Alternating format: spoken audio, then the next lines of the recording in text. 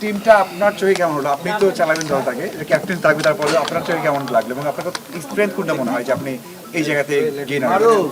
আমার কাছে মনে হয় আমরা যেভাবে প্ল্যান করতে চেয়েছিলাম একটা ইয়াং এবং স্পিরিটেড টিম, আমরা যখন আলোচনা করেছি, ক্যাপ্টেন এখনও অফিসিয়ালি ডিক্লেয়ার হয়নি, বাট শান্তর এক্সপিরিয়েন্স, বাংলাদেশ টিমের ক্যাপ্টেন, সব কিছু মিলে শান্ত আমরা মিলে প্ল্যান করেছি, আপনারা দেখেছেন। তো সেখান থেকে আমাদের যে প্ল্যান ছিল সেভাবে আমরা এগিয়েছি এবং সোফার আমরা হ্যাপি। আমার মনে হয় যে আমরা প্রতিটা জায়গায় কভার করতে পেরেছি এবং আপনি দেখবেন আমাদের টিমের মধ্যে ইয়াং বেশ কিছু পারফর্মার রয়েছে, সঙ্গে কিছু সিনিয়রের মিশ্রণ রয়েছে। সো যেটা একটা টিম করতে গেলে খুবই প্রয়োজন, এবং পজিশন ওয়াইজ যে প্লেয়ার পিক করার যে বিষয়টা, সেটাতে আমাদের নজর ছিল, আলহামদুলিল্লাহ আমরা সেভাবে করতে পেরেছি। আগে থেকেই টার্গেট ছিল যে সাকলাইনের পিছনে ছুটবেন?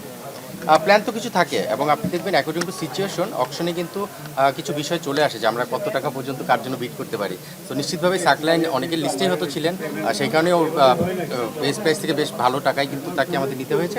সো প্ল্যান তো ছিলই, আরও বেশ কিছু প্লেয়ারও প্ল্যানে ছিল, কিন্তু একটা সময়ে যেহেতু আমাদের ওই যে বাজেটের একটা ব্যাপার থেকে কাকে কত টাকায় যেতে পারবো, সেটার সঙ্গে ম্যাচ করে হয়তো আমরা সাকলাইনকে পেয়েছি।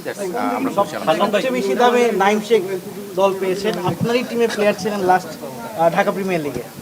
নাইমের দামটা কি আপনি এক্সপেক্ট করেছিলেন যে এরকম উঠবে, আর লিটন 75 এরকম হয়েছে? এখানে বিষয়টা হলো এক একজনের এক একটা টিমের স্ট্র্যাটেজি এক এক রকম থাকে।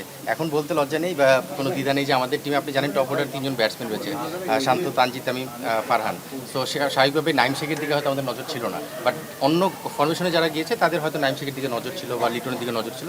তো টিম ফরমেশনে যার যার আসলে জায়গা থেকে তারা প্ল্যান করেছে এবং সেভাবেই তারা বিট করেছে। সো আমার মনে হয় যে টোটালি ইন্ডিভিজুয়াল টিমের উপর ডিপেন্ড করে তারা কীভাবে তাদের প্লেয়ার কম্বিনেশনটা সাজাবে। ফরেনারে কোনো চমক আসছে? আপনারা অনেকগুলো ফরেনার সাইন করিয়েছেন ড্রাফটের আগেই। না, আমরা অনেকগুলো ফরেনার করিনি, আমরা যাই করেছি আপনারা খুব শীঘ্রই জেনে যাবেন। অলরেডি আপনারা জানেন যে আমরা 4 জন অলরেডি লক করেছি। এইটুকু আপনাদের বলতে পারি, আমরা যেটাই করব টিমের বেস্ট কম্বিনেশনের জন্য, আমরা নামে না যে আমরা টিম কম্বিনেশনের জন্য যেটা বেস্ট হয় সেটাতে নজর দেওয়ার চেষ্টা করছি। এখানে বাবু ভাই আছেন, নাবিল আছেন, আমরা সবাই মিলে যখন আলোচনা করছি আমরা টিমের পারফরমেন্সে মোর ফোকাস, এবং নামের পাশাপাশি সেটা যদি মিলানো যায় আলহামদুলিল্লাহ, তা না হলে আমরা অবশ্যই চমক কিছু থাকবে যেটা টিমের জন্য প্রয়োজন।